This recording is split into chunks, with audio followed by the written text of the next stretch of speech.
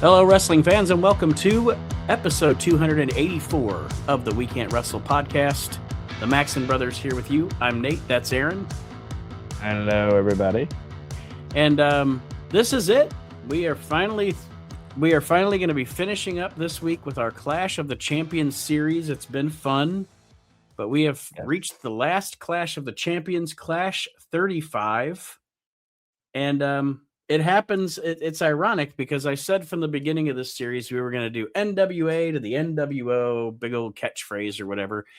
But like this Clash is funny because it's the last Clash of Champions, and it takes 4 months before the pretty much creative peak of World Championship Wrestling. Yes. Where we're personally, I mean, there are other people that might disagree with me, but I think Starrcade 97 is where WCW jumped the shark with the NWO shit, and 98, 99, there's good stuff. I'm not saying there's not, but the promotion jumps the shark at Starrcade. I do believe so. They should have just ended the NWO, even if they didn't. I don't know. They should have just got rid of it after that. I agree. It should have just imploded. You didn't need to have. I mean, for example, and I won't get too in the weeds here, but you could have still had the Wolfpack. It didn't have to be NWO Wolfpack. You know, the Click guys could have made a faction called the Wolfpack. That could have still existed, but everything didn't need to be a branch of the. It just got so bad. It got so bad, so watered down after Starrcade. But that's neither here nor there because we're not going to fucking be talking about that. That's right. But we are going to do the last Clash edition of the Wayback Machine. We might end up bringing it back. I thought about using it on Smoky or Pot on the Mountain. I don't know though, but I didn't think about doing. I just like, I'm gonna go all the way back to the first show and see what it was. But apparently, I didn't think about doing this until Clash 3. So I don't know what the first ones were. Mm-hmm. But just to show the jump in time, because it was almost.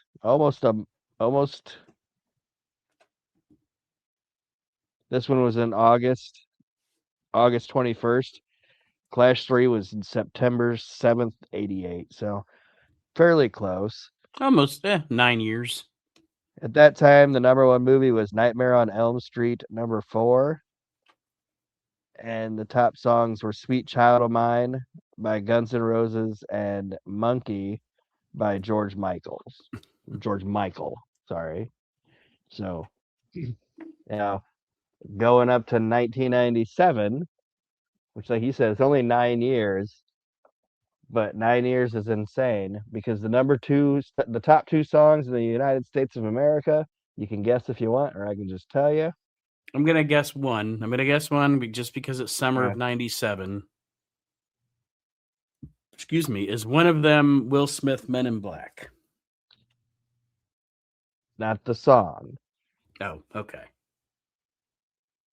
The top 2 songs in the United States of America is Mo Money, Mo Problems by Biggie Smalls.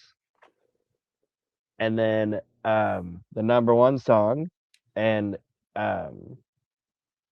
is by a guy that he was kind of big in the 90s, and then he kind of fizzled out and never hear of anything about this guy ever again. It's I'll Be Missing You by P. Diddy and Faith Evans. Yeah, kind of faded away. That P. Diddy faded away and lived a small. Yeah, I haven't heard anything about him uneventful life. Yeah, haven't heard anything about him since. Which P. Diddy song was that? I'll Be Missing You. Oh, so the top 2 songs in the country were both having to do with Biggie Smalls. Yes, like this was just not too long after he was gunned down, and then the babe. Yeah, his Life After Death album was released and all that. So he was still. It's funny the fact that, and I'm not saying he's not, but it's funny the impact that he has, where he's like up there in the upper echelon of like greatest rappers of all time, and he was only around for like 5 years. Yeah. Well, same with Like he only had Tupac. like two or yeah, he only had like 2 or 3 albums. I mean, yeah. And yeah, Tupac. I mean, Tupac was part of Digital Underground and stuff, but still. Yeah, but he's just danced. Hmm. But that's the other crazy thing about rap is you can only have like 2 albums, but you have 27,000 songs because they all collaborate. Yeah. You know what I mean? And I'm not Hmm. making fun. I'm just saying like that's just the way that part of the industry works. How many albums did you Um, bring out? How many albums did you bring out the past 5 years? 2. How many albums have you been on? 37. 7, yeah. I did 5 of them last week. Jesus Christ, man. There's one song where I only have one verse, just one Two of them verse. were two of them are over the phone. I phoned it in. I literally phoned it in.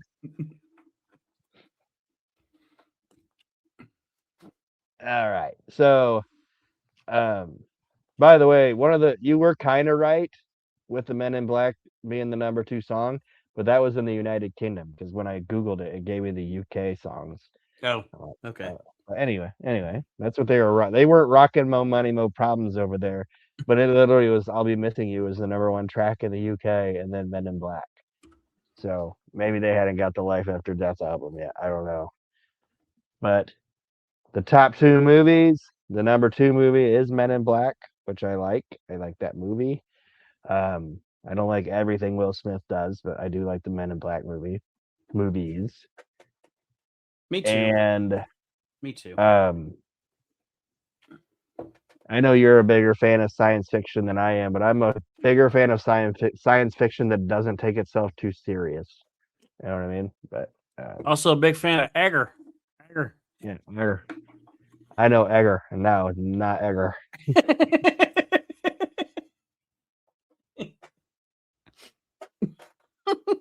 His name just totally slipped my mind, but that fucking actor can do anything. Yeah. Like he Yeah, I played, can't remember. I he can't played, remember his name either, but yeah.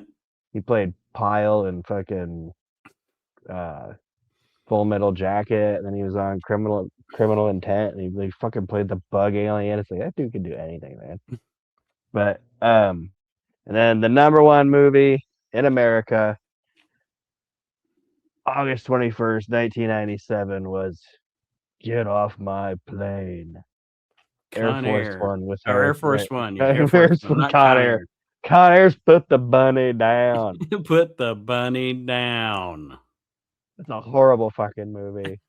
Vincent, what is it? D'Onofrio is who we were thinking Yeah, of. yeah, that dude's a great actor.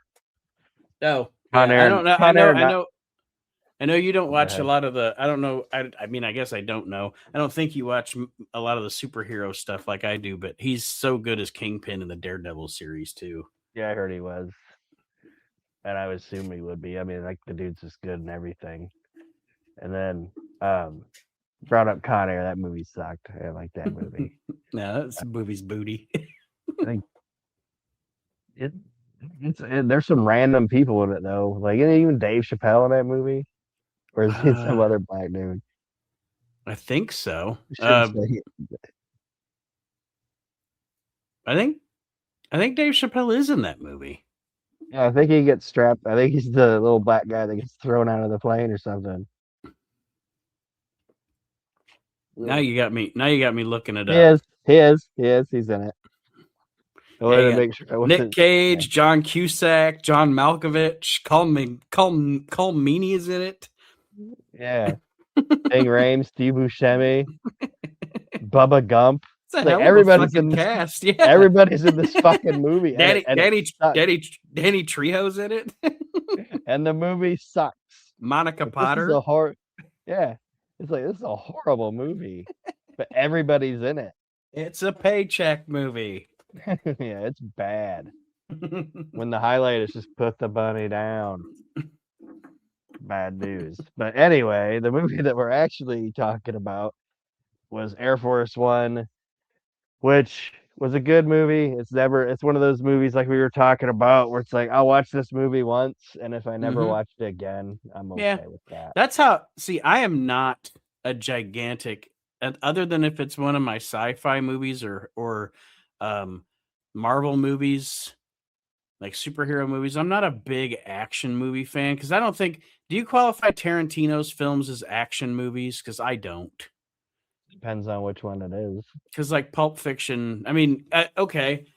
For example, Kill Like Bill, like Kill the Bill, Kill Kill Bills are Bill. those are action movies. All right, well, the kid, that's funny then because I'm not a big action movie fan, but my favorite movie of all time is Kill Bill 1 and 2 as one viewing. So I guess I And do like that. if you want to get like in the weeds, you can technically say, oh, it's a kung fu movie. Well, a kung fu movie is an action movie. Yeah. Well, You know what I anyway, mean? the kind of action movies I'm talking about are like Air Force One or Steven Seagal movies or whatever. I'm not a big fan of that genre. I'm not Uh, either. but like you said, sometimes it's good to just watch it for fucking bubble gum for your brain. Watch it once and never watch it again. I'm not saying it was a bad movie. I don't particularly remember much of it, but Yeah. The action movies I like are movies um like Lethal Weapon, Rush Hour, where there's comedies. actual kind of like a story to it and there is some drama to it, but there's some humor. It's not all just like shit blood. Like I would never want to sit down and just watch like all the Mission Impossible movies. Like, Hmm. I'm good.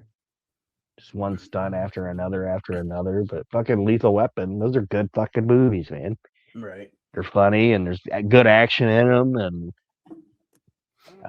and then Rush Hour movies are fucking fantastic too.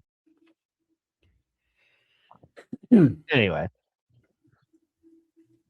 Well, that is the final Wayback Machine for the Clash of the Champions series.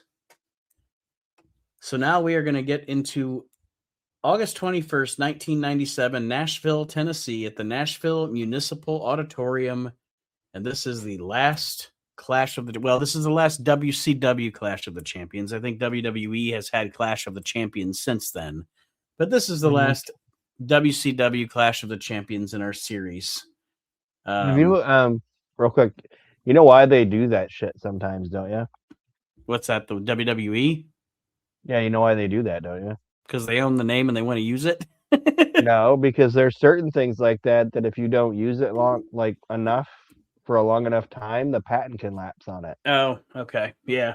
So like, because they own like Tony Khan got to use what was it, Bash at the Beach or Beach Brawl Mm-hmm. because they didn't the patent or whatever you want to call it, the trademark or whatever. Like that's why every once in a while, like like they don't do it with WWE, but they'll do it with NXT. Like there'll be like NXT Halloween Havoc Yeah. because they don't want Tony Khan to be able to just take Halloween Havoc. Or I think they even did some in your houses or some shit like that with it Yeah, too, they didn't use they? they use the in your house. They now have NXT use the Great American Bash brand. That's what I'm saying. Like Yeah. they do that with that because they I just It's I use don't it know or if you ever lose it. noticed or yeah, on some of that shit. But anyway. Well, this, like I said, Clash of the Champions, number 35. The hosts of the show, Tony Schiavone, Bobby Heenan, and the American Dream, Dusty Rhodes. Hell yeah.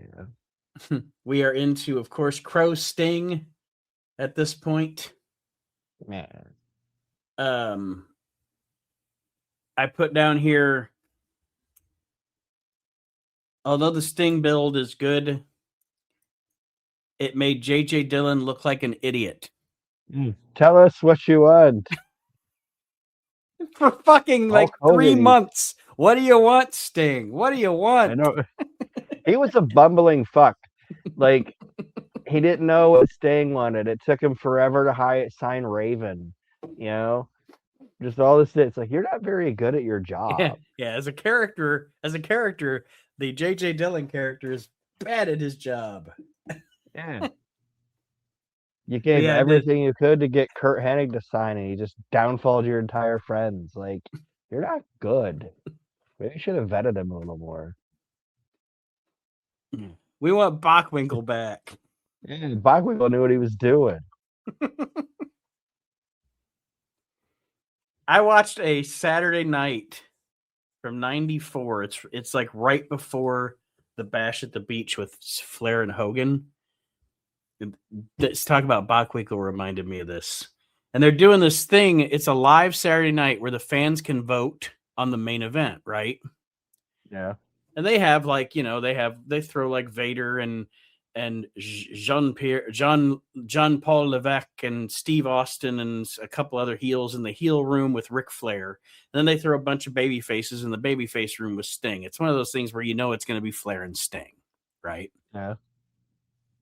Well, Flair's doing this whole fucking gimmick during the thing where he's like, I'm the world champion.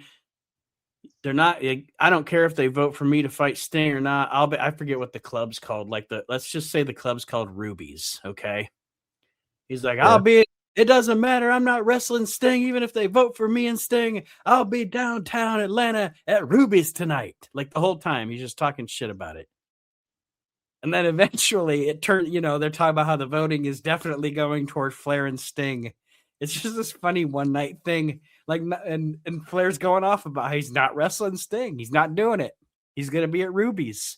And Nick Bockwinkel comes in and goes, "That's enough, Flair." And Flair's like, "I'm not doing it. I'm not doing it. I'm not defending my title tonight. I'm going to Ruby's." And Nick Bockwinkel goes, "Well, you can go to Ruby's all night long, but this title's going to be staying here."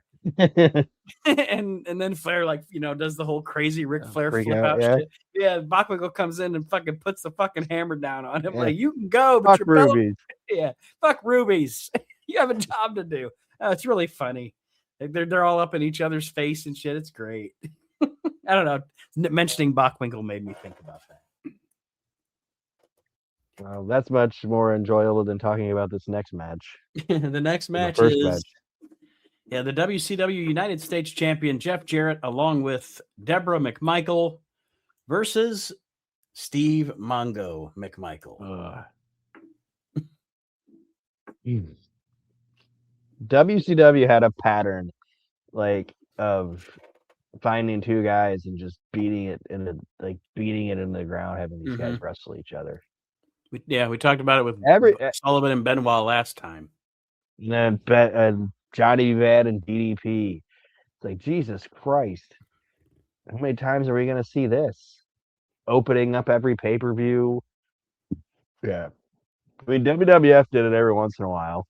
Like, I got tired of watching Goldust fight Hunter, but WCW would just, this feud is never ending. Ever.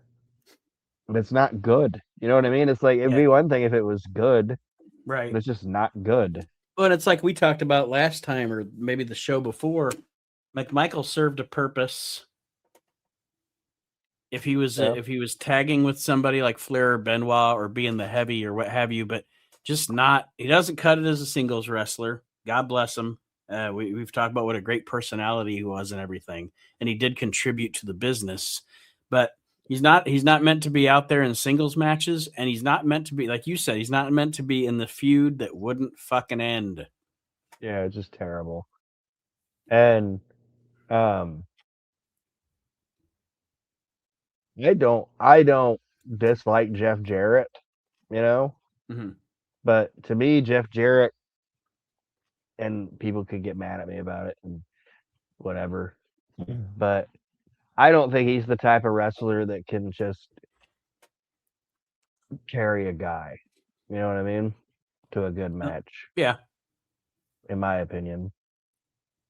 Like, I'm not saying he's not a great wrestler or whatever, but he's not one of those guys in my mind. I'm like, oh, he could wrestle anybody, Yep. He's not fucking Shawn Michaels. He's not Ric Flair. He's not Bret Ricky Hart. Steamboat. He can't just wrestle like the old expression of wrestle a broomstick. He's not that caliber of a talent. Yeah. Like, these matches sucked and it went forever. And then, but in the match, I don't even know the context of why, but Eddie Guerrero gets involved, allowing Mongo to get the 1, 2, 3, and now Mongo is now the new United States heavyweight champion. And immediately Deborah starts getting back on his dick, or tries to get back on his dick. Yeah. And he's just like, I ain't having it, woman. Like, then it gets entertaining again. Now they're No, arguing. again, like I said, they are entertaining. It's just this feud isn't, and Mongo, when the bell rings in a one-on-one match, he's an entertaining son of a bitch. Him and Deborah Yeah. both, yeah, absolutely entertaining, but just not fun to watch in the meat of the match. Yeah. Like that one, isn't it a pay-per-view where they actually have Mongo versus Joe Gomez on pay-per-view?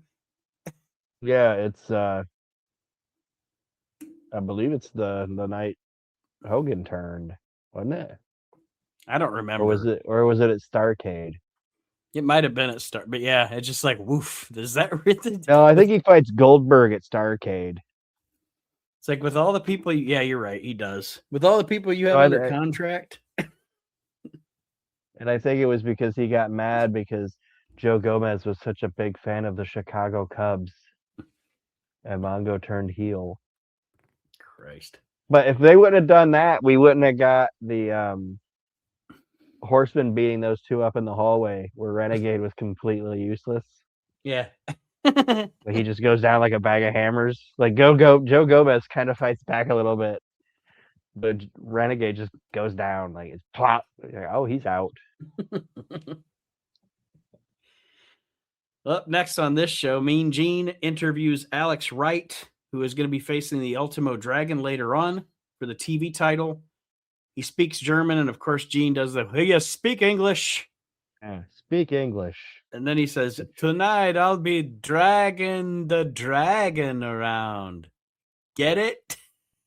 And Gene's like, Go back to where you came I love from. how Gene just ain't having none of fucking Alex Wright. Yeah. Like, Like, I'm not even going to dignify that with anything.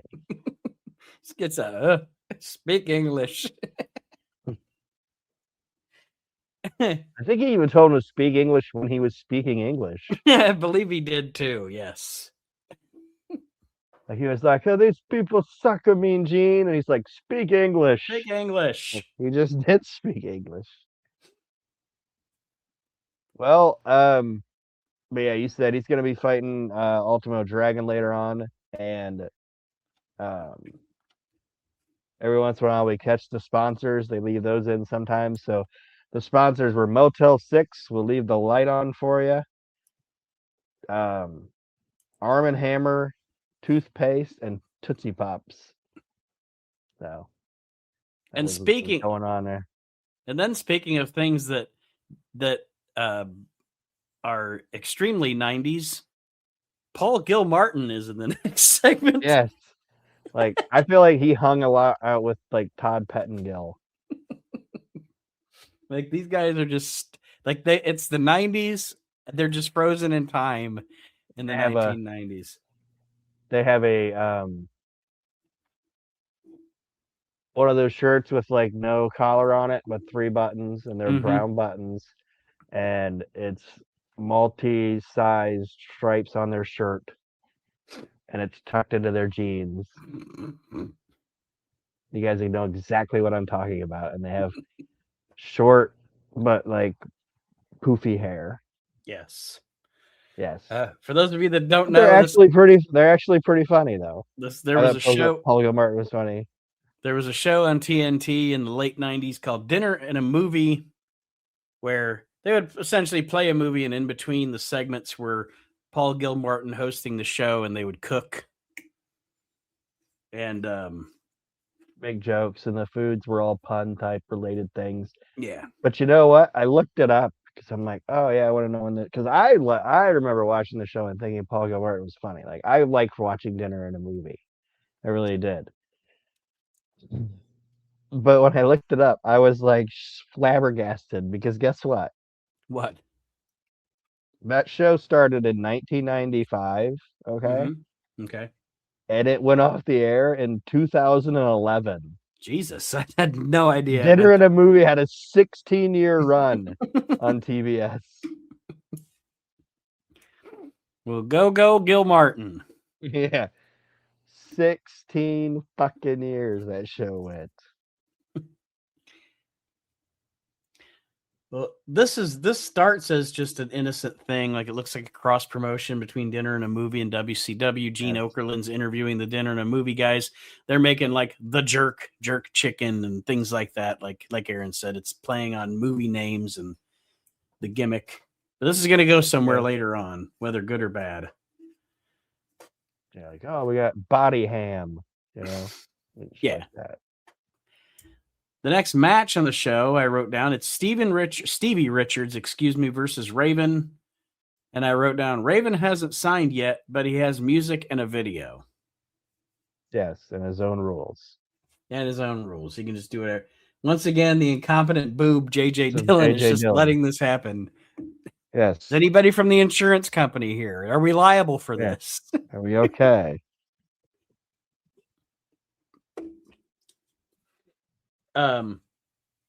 It's supposed to be a regular match. Of course, Raven then says he wants it to be Raven's rules, and Stevie says he's fine with that. Not much to the match. Nope. Stevie's one of those guys that unless you watch this little bit of period of time, like I always forget he was even in WCW. Yeah. Like, because I think he was only there for like 4 months. If that. Yeah. But yeah, just like I always forget he was even there. I think he said him and Raven like WCW like ruined their friendship because they got there and he said Raven basically kind of was like, "Look, I got you here. Just sit down, and shut the fuck up, and listen to what I say." It's like, oh, okay. Well, all right. All right, I'm out of here. Let's see where we stand. Yeah. Well, Raven wins this match with the even flow DDT. We get an ad for would you like to join the WCW power plant? No. And then somewhere out there, Chuck Palumbo was like, yes, I do.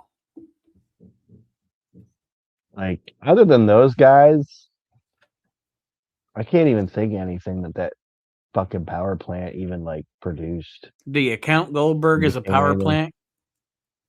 Oh yeah, Goldberg, and then the Natural Born Thrillers. I mean, did like those guys? Did the guys like Mike Sanders and Kwee and all that go to the power plant? No, or did they just come up from the indies? Because I honestly I don't. I'm pretty sure those two. I'm not saying they didn't go through the power plant, but I'm pretty sure those two had like they were on the indies before they went to the power plant. Mm-hmm. But like guys like Pumac and fucking Gin-Track and Palumbo or Sean O'Hare. Yeah, they were power plant guys. But other than that, I mean, and Goldberg, they did Big Show, I guess, technically. But anyway. Mike Tenay intros a video highlighting the Ultimo Dragon, the world television champion, and then we get the aforementioned TV title match between the Ultimo Dragon and Alex Wright. And it's a good match. Yeah, I mean, I didn't expect it to not be good. Obviously, I did write down that the pyro scares Ultimo Dragon when he's on his way to the ring. He's like, oh shit. He wasn't expecting a Godzilla.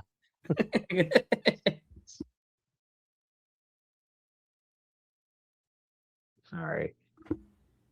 Godzilla. But yeah, his pyro scares him. And like he said, it's a good match. It's for the television championship. Alex Wright, I think, is really starting to kind of hit his stride here as a heel. And it's just a good back and forth match. And we can hit the finish unless you have anything else to say about it. No, I did my excuse me. My notes were that it's a good match. They toward the end they speed it up toward the end and hit the crowd with some near falls to get them excited, and then Alex Wright wins with the German suplex. And I had forgotten, to be honest with you, I had forgotten that he won at this show. So I wasn't expecting him to win. So I was actually sitting here watching something from 30 years ago going, oh, yeah. See, I thought it was a weird booking because, like, Here's this video of the Ultimo Dragon. He's this multi-champion, this, that, and the other thing, and ba ba da ba da ba da ba. And then, like, right after he loses. Yeah. WCW, You know what I mean? everybody. Yeah. Like, why do we even have that hype video? Just for him to fucking lose. But anyway, not saying Alex Wright shouldn't have won, but it's like, don't play this big video hyping this guy up as being this international star, and then he gets pinned, loses his belt. But whatever. The Public Enemy wanted us to buy the Nitro backpack. Good Lord. La-da-da-da-da. We like to party. If ever there were two guys that needed some fucking ECW scrub out the negatives, Yep. accentuate the positives.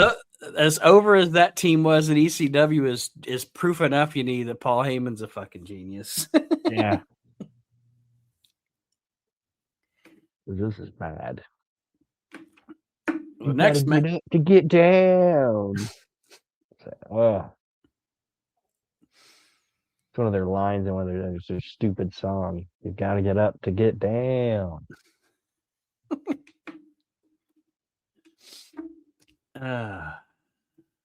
Scumbags. But anyway. Gotta get up to get down. Yeah, he sucked. The next thing didn't suck. No, the next thing is Eddie Guerrero versus Chris Jericho. Yes. Which would never suck. For the Cruiserweight champion. Eddie Guerrero and Chris Jericho could have a bad match and it would still be a good match. Yes. Especially in 1997. Yes. We were spoiled. Oh, yes, we were. As wrestling fans in this era of we were so spoiled. As far as, I mean, some of the shit from the Attitude Era is unwatchable now, but like as far as the talent goes, we were so spoiled. And they are great athletes today too. I'm not taking anything away from them, but yeah, it's like you're not gonna get fucking Eddie Guerrero versus like a match like an Eddie Guerrero versus Chris Jericho. Mm-hmm. You're just not gonna get that. No, and in '97, it was just on regular television. You're like, oh, that's what I was gonna say. Okay. And they aren't even in their prime yet at this point. Like we got to see them when they were younger. We got to see them when they were mid. We got to see them in their prime. You know, it's like, how spoiled to see these people doing what they do. And Rey Mysterio, I've gotten to live at the same time that I've gotten to watch Rey Mysterio Jr.'s whole fucking career in my lifetime. Yeah. How cool is that? And it's 1997. These guys aren't even in their peak of their career. And they're having like banger matches and they look like surprise, grown ass men. Right. You know what I mean? Yeah. Eddie's probably what? Eddie died in 2005. what? 2005, and he was 40 years old. Mm-hmm. So he would have been in 1997. He would have been, so that's 8 years, so 32. Okay. Like, I don't know. I know 32 doesn't seem like it, but then even go back to like when you saw him, like, you know, if you go back and look at him when Worlds Collide, when we're or when he's collide, or he was in, or look at like video or footage or photos of him when he was in Mexico. And he's like, he's got a full cop mustache and shit. And he's like 20 years old. Like, okay, it's like a fucking man. Yeah, it's a man.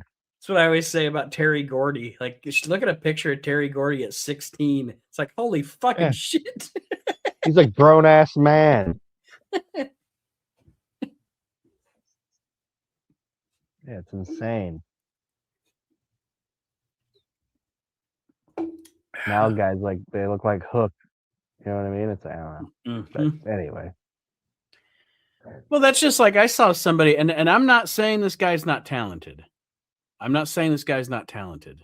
Before I start this little tirade, I saw some goobers on the internet bitching about what Brock Lesnar did to Ilya Dragunov during the Royal Rumble? He's a little guy, and Brock And Lesnar's a giant guy. and I thought I was thinking to myself, okay, I like watching Ilya Dragunov wrestle. Don't get me wrong, but wee little Ilya Dragunov chopping Brock Lesnar. Brock Lesnar should not sell his fucking chops. Brock Lesnar should not sell anything that Ilya Dragunov does ever. Yeah. And that's not shitting on Ilya Dragunov. That's fucking professional wrestling. If this was real, that wouldn't. Andre the Giant didn't let Barry Horowitz throw him around. Yeah. Because it's impossible. I don't know. It's fucking pisses me off when people act like that. It's like you obviously are not a fucking actual wrestling fan. Like you don't know what the fuck you're talking about. Or intelligent. Or have a logical thinking brain. You know what I mean? It's like, what? It's fucking stupid, man. Yeah. But,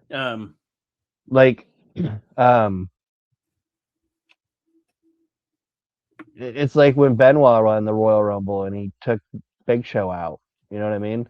Mm-hmm. Like he didn't just like throw him over the top rope. He had to like jump on the guy's back and get him to the ropes and drag. You know what I mean? Like, yeah, put him in the sleeper hold so he cuts off his blood supply so he can't fight back. And it was this big, long, drawn out thing, as it should have been. Absolutely. Yeah.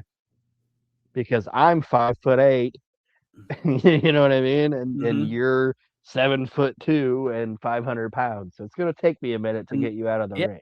And just the other prime example, just a year earlier, at the end of the 2003 Royal Rumble, Undertaker scraps with Brock Lesnar, and the young big ass fucking monster Buck throws him out, like just not like he's nothing, but he throws out the Undertaker, and the Undertaker doesn't expect it, and the Undertaker sold it perfectly. Like, all right, kid. Like he sits out there and goes, all right, okay, I see you, but it's just that's how you fucking book the shit.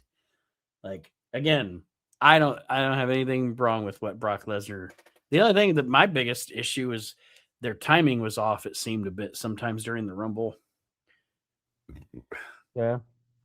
Anyway, we'll get back into this. Eddie Guerrero versus Chris Jericho for the Cruiserweight Championship. Super good match. Yeah.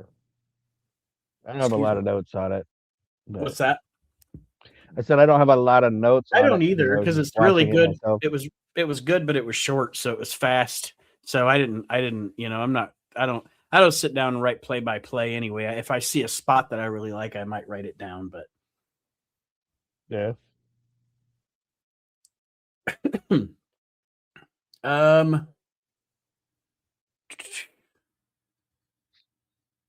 Jericho ends up getting a roll up for the 1, 2, 3 out of nowhere, and then after the match, Jericho's celebrating with his generic music, and Guerrero lays him out after the match. Yes. I think Jericho said his music was called Basketball Highlights Number 25 or something.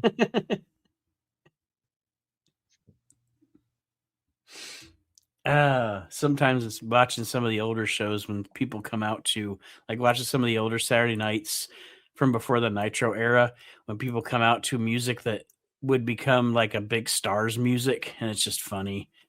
Yeah, like Pat Tanaka coming out to Goldberg. Pat Tanaka coming out to Goldberg, yeah. Like people be like, Pat Tanaka had Goldberg's music. Be like, no, technically Goldberg had Pat Tanaka's music. Yeah, he had it first. But and then I always use the example of Marty Jannetty coming out to the music they used for Steve Austin. So like Marty Jannetty can't even be like running to the ring because he's got this slow ass music that he's coming out to the ring to. Like, who made that decision? Why didn't you just give him Van Hammer's old music? Mm-hmm. At least that was kind of rocking, you know. Yeah. Or Loch Ness or Rey Mysterio ended up with Loch Ness's music. Yeah. That's polar opposites. The next match, also couldn't take notes on this because this is just they gave these guys 5 minutes to go out and do every spot they possibly could. Yes.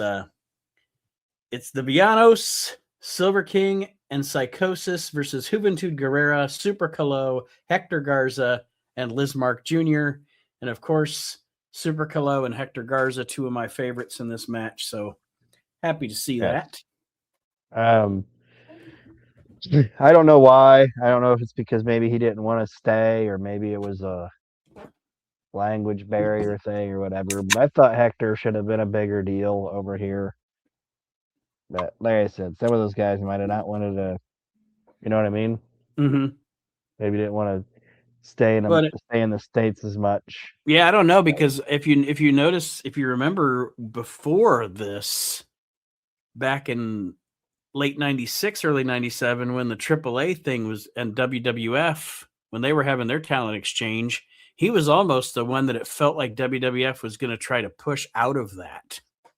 Yeah, because he had a good size and he was a good looking dude. And then it just died off. And like you said, he went away.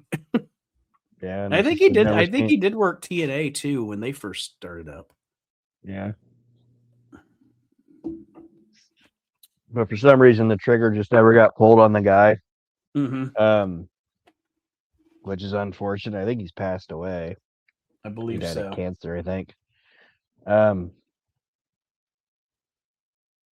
But even sadder than that, than him not getting that big push that I thought he should have got. You know what made me super sad? What's that? It wasn't during this match, but when I realized that wasn't actually Psychosis's hair.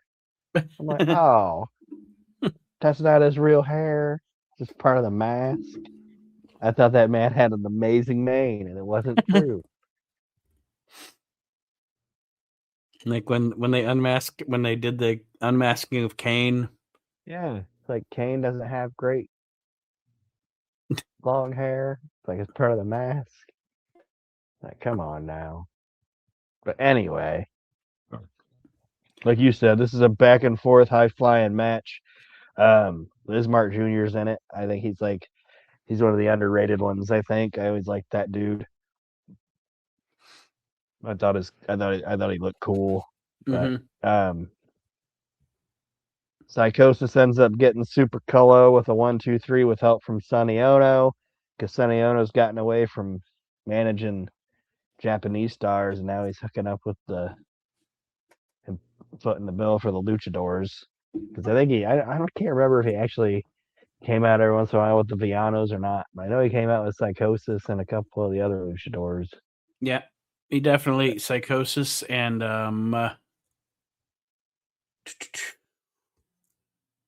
man, I'd have to go. I just know there was he definitely came out with Psychosis for quite a long time, actually. Yeah, there was a couple he was grifting money off of, according to Tony Schiavone. Well, now we go to Mean Gene once again. Oh, I'm sorry. I don't think I said the finish. I did. Okay. We go to Mean Gene once again with the dinner and a movie guys. They have Macho Nachos, Macho Mayo, Savage Garden Salad, my favorite, Macho Gazpacho. I don't know why it popped me. They have NW Okra. Yes. And then they have DDP Cream Puffs. Yes.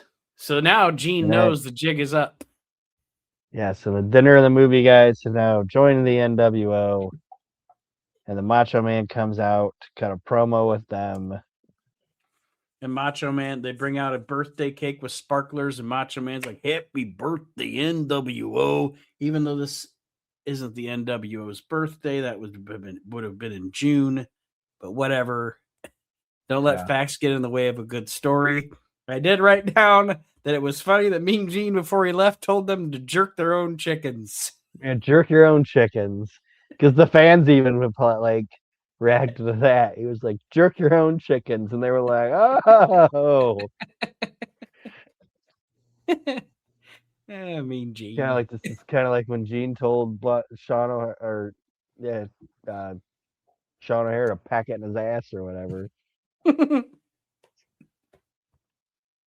He said, jerk your own chickens. Jerk your own chickens. And then Macho Man leaves, and then DDP shows up, and Paul Gilmartin's like, it's like you're just kidding around, yada yada yada. And then DDP ends up hitting a diamond cutter on him and breaks up the set. And what I think is funny is like,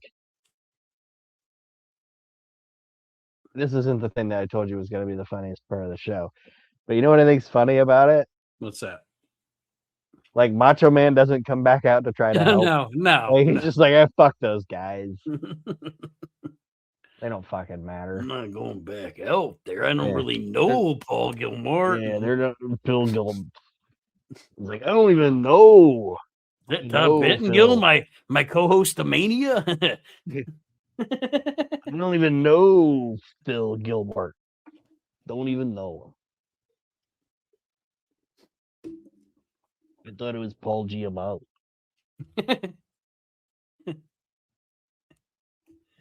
Pig vomit? Beans and cornbread. That was the theme of dinner movie, was beans and cornbread. Beans and cornbread had a fight. Beans, not cornbread, had a fight. And then as you listen to the whole song, as they get to the end of it, beans and cornbread realize they shouldn't be fighting themselves. They should be standing up and fighting together. And it's like, it's all this crazy song about beans and cornbread having a fight is a metaphor for African American people coming together and fighting for tolerance and acceptance. Like, okay. And then Just Paul weird. Gilmartin used it. Yes. To talk about Groundhog Day.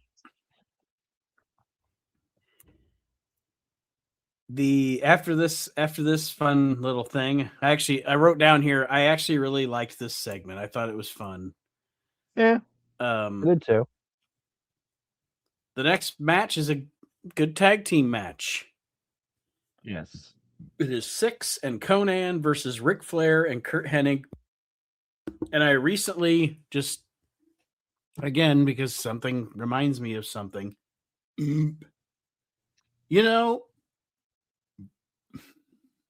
that Bret Hart 1, 2, 3 Kid match from Raw in 1994 really is one of the greatest television wrestling matches of all time.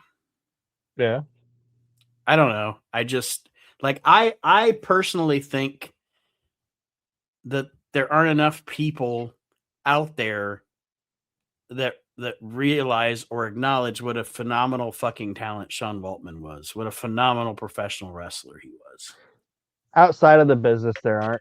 The reason I think that inside of the business it is because there's guys that hate every member of the clique. Mm-hmm. But like Sean Waltman. Mm-hmm. You know what I mean? Like Ric Flair, he talks mad shit about Kevin Nash, Scott Hall. I shouldn't even use that because he likes Rick. He liked Hunter and Sean, but Rick liked him. Brett liked him. I'm just trying to think of some other Kurt people. Hennig. When they did the whole blackface thing or whatever with the Nation of Domination, like Mark Henry, I read a thing where he didn't he wasn't mad at Sean Waltman about it. Just shit like that. I don't know. To me, it seems like the guy was always universally liked, and a lot of his problems they pegged on the guys that he was with. But in ring or whatever, and to me, I've never heard of him being like,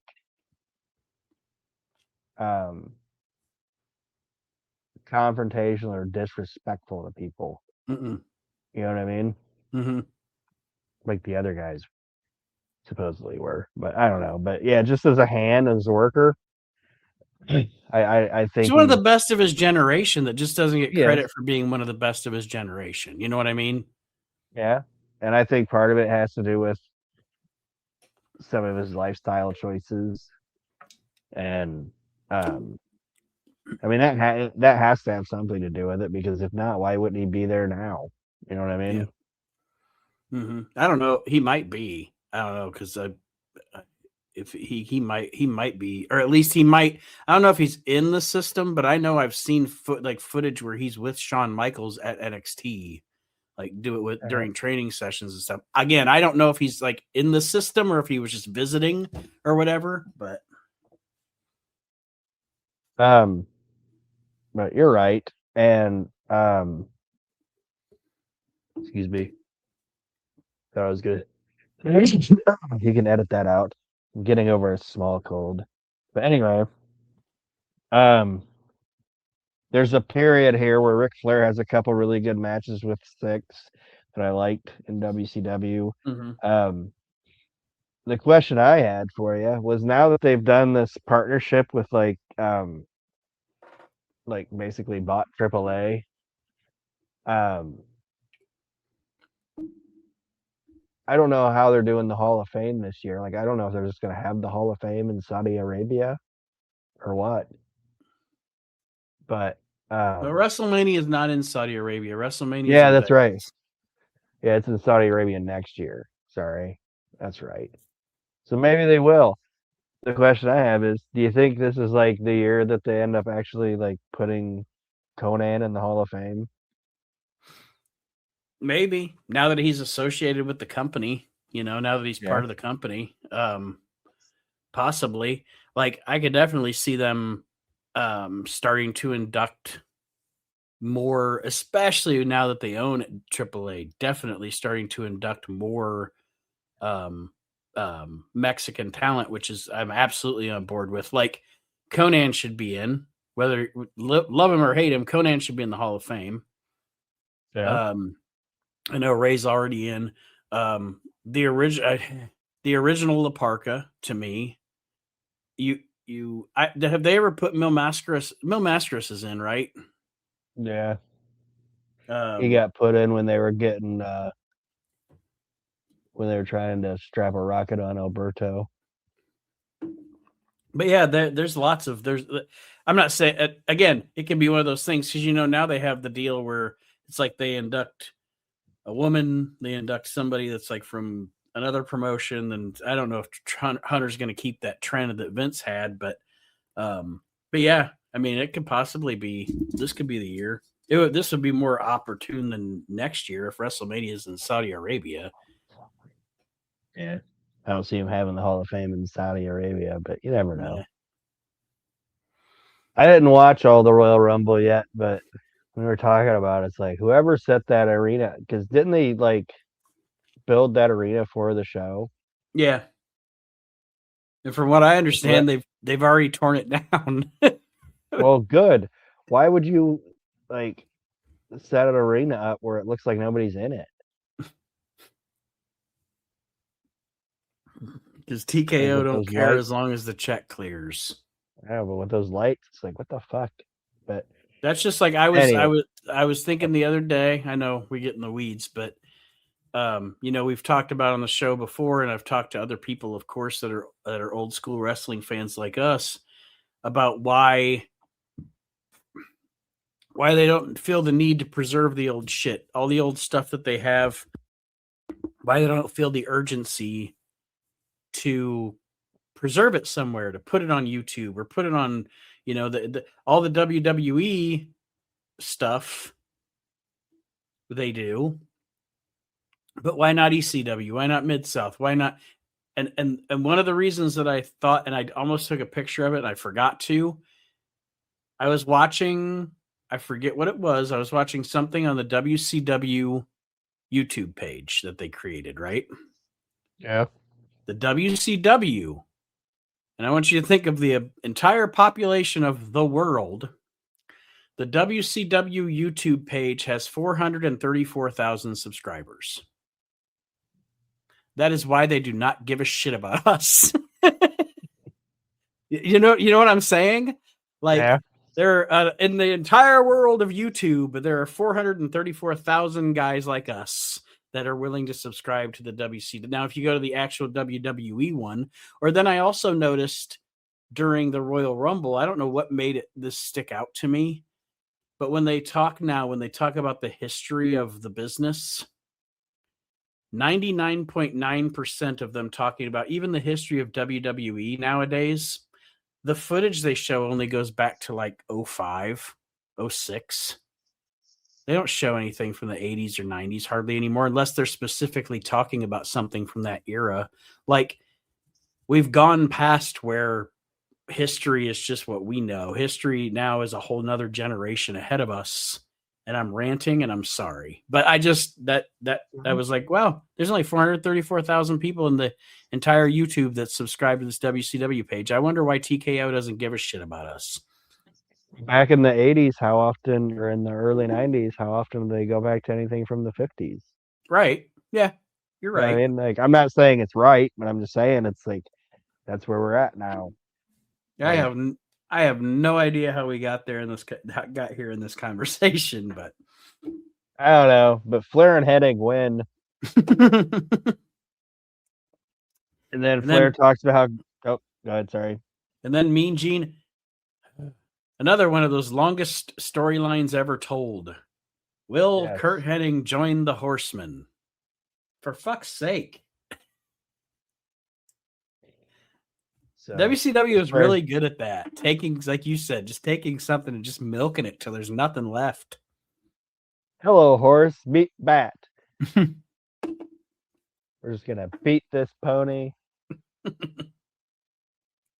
But Flair's like, yeah, join. And Hennig says he's not a horseman and he walks away. And then the next thing we get is the main event of Randy Macho Man Savage and Scott Hall with other members of the NWO versus Lex Luger and Diamond Dallas Page.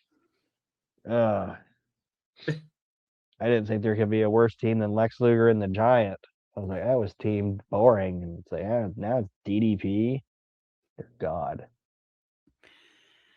And they play the Freebird. They play the Freebird rule because Hall and Nash are the tag champs, right? Not. Let me think, because you get confused sometimes. Yeah. Hall and Nash. This one is for the belt, so. And I was going to say, Nash says this match is now a title match. He's letting Savage defend the title for him. But I couldn't remember because there is a time period where Hall and Savage are the tag team champions.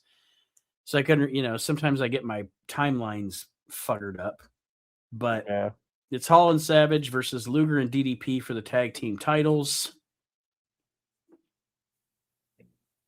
There's one point I wish that Scott Hall would have teamed with Jerry Oates. Like, just like if you just saw it in like some independent, like some territorial thing. Come out to Maneater. Yeah, it's Hall and Oates.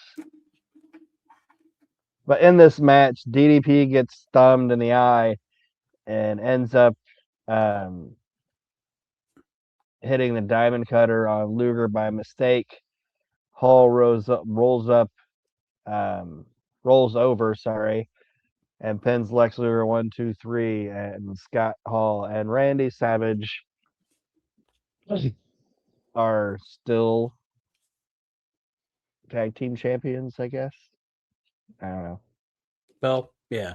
Because Savage and Hall won the match, Hall and Nash are still tag team champions. Yeah. And then NWO celebrates their non-birthday. Like what birthday are they celebrating? I know. That's why I couldn't figure it out either. I'm like, their birthday was in technically June of 96. This is August of 97. So I guess what are they talking about when Hogan beat Giant for the title at Hog Wild 90? I don't know. I don't know either. But it's the birthday. I was just like, all I think of is the way that Randy Savage says birthday. It's the birthday of the NWO. Randy Savage doesn't pronounce TH.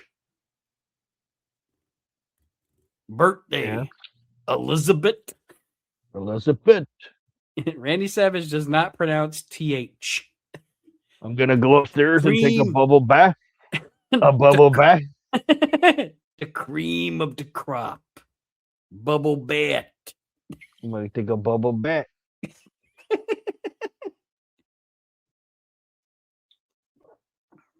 I got good marks in meth place.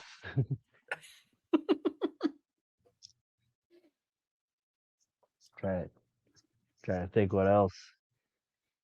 Uh, Jake the Snake Roberts is high on meth. I omit Elizabeth.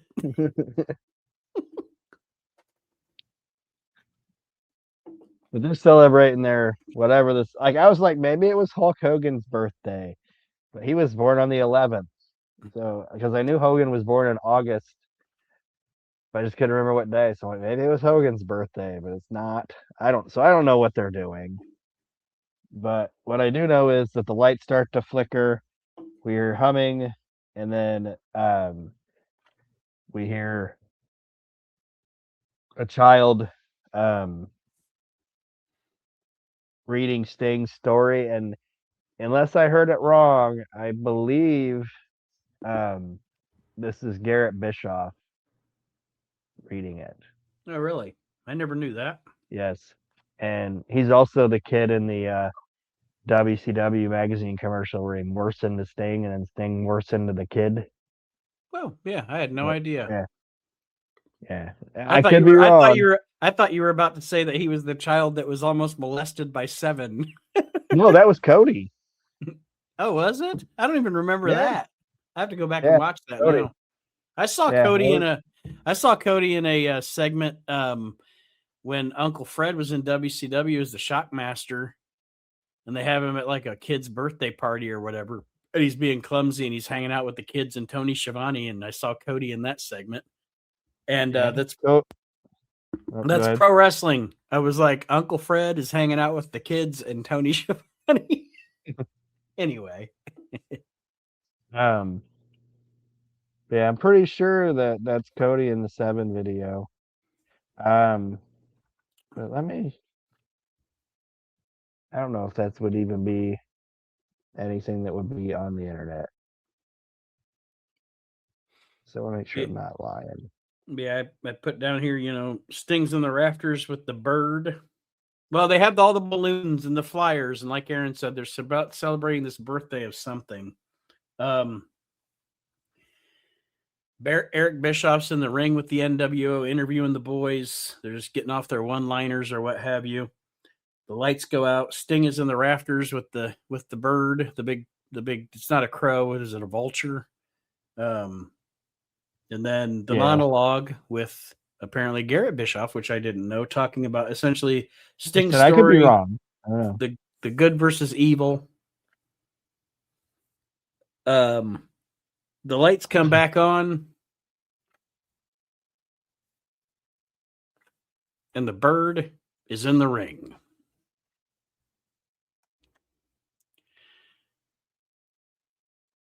So now Sting's Big Bird is in the ring. Yes. And the bird is on the ropes. Bischoff's like, getting close to it, but backing off, getting close to it, backing off. But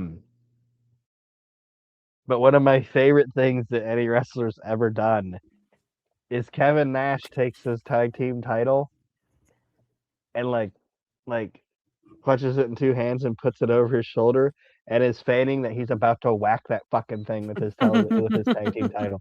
Like, I don't know why that's so funny to me, but Kevin Nash is like, if I gotta, I'm gonna beat this motherfucker with my belt. Yeah, he's like, easy, just give me the high sign. Just give me the high sign. I will take it out, man. I will take it out. I don't know why that was so funny to me, but like the biggest guy in the ring's like, I will fucking nail this thing with this belt. We'll fucking hit this big bird. I don't know why it cracks me up so much every time, but it does. But that is the end of Clash of the Champions. Yes, and that is the end of Clash of the Champions 35, and that is the end of our Clash of the Champions series. I thought it was a good show overall. Yes. I was entertained by the show. I enjoyed it. So it wasn't a terrible send-off for Clash of the Champions, but I really have enjoyed doing this series. I thought it's been cool. The only thing I wish is if I hope they didn't know that it was going to be the last Clash. Because they definitely didn't make hay about it. Yeah, they didn't do a big like they could have.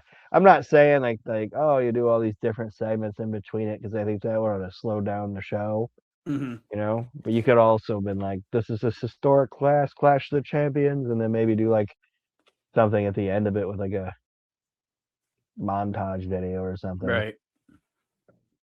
But either way, that's Yeah. the end of it.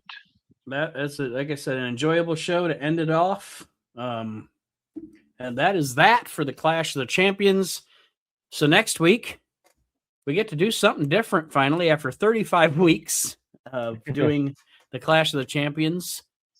And I've been looking forward to this ever since we decided to do it. We're going to do another one of our draft specials. Yes. And we did one, last year? I think it was last year, where we drafted 1992. This year, we are going to draft 1995. And we get the papers here because we set the rules so long ago. We are each going to draft 30 singles wrestlers, 6 tag teams, 4 managers,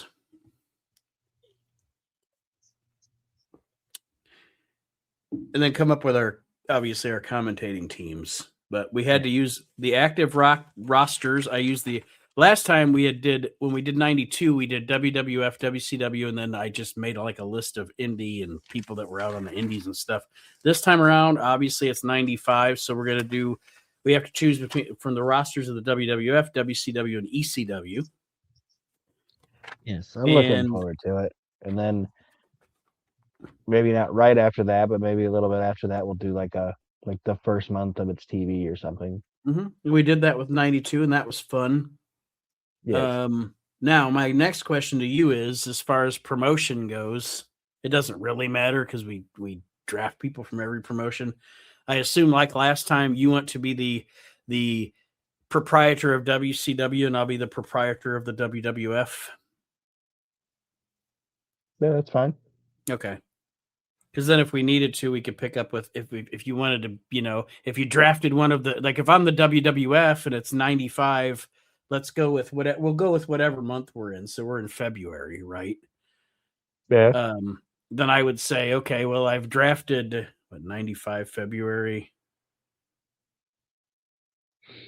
I've drafted Bret Hart, in February of 95, Diesel was the champion. Say I've drafted Diesel, so if I want to, I could remain with Diesel as my champion, is what I'm saying. Just to, you know what I'm saying? Yeah. I got you. Well, other than that, do you have anything else to say before we sign off this week? Just, if you guys haven't listened to it yet, I'm sure Pot on the Mountain, has that dropped? Yes, Pot on the Mountain is out there. It is. Yeah. All right. Yeah, it's out there in the world. If you haven't listened to it yet, please check it out. And let us know what you think. I made it simple for you, and I made it simple for me, ladies and gentlemen. I didn't create a whole new podcast for Pot on the Mountain. I just decided it's easier for me and easier for you if I just let it live here in our feed for the We Can't Wrestle podcast. So once a month, you're going to get a Pot on the Mountain discussing the history of ECW. Old habits die hard. Smoky Mountain Wrestling. And this month, it is the month of February 1992, because that was the inaugural month of Smoky Mountain TV. And I think it was a fun show. It took us a couple hours, but really to enjoy the like Aaron says, the best part of a promotion usually is the beginning and the end, even though there's great shit in the middle. But and Ron Wright. So that's all I got to say. Ron fucking Wright. And you can't do a month of something in an hour. So that's why we're only doing it once a month. You guys don't have to give us, you guys give us 2 hours a month or whatever. Listen to some funny shit. Yes, absolutely. All right. Well, we're going to sign off. That's the Clash of the Champions series. It is over. Next week, we are drafting the year 1995 in pro wrestling. Until then, we'll see you, everybody. And thank you for joining us, as always, on the We Can't Wrestle podcast. Albieter Zane as Alex Wright would say, and then Mean Gene would say, "Speak English." Or he'd be like, "Have a good day," and he'd like, "Speak English." Go jerk your own chickens. Jerk your own chicken. Paul Gilmartin.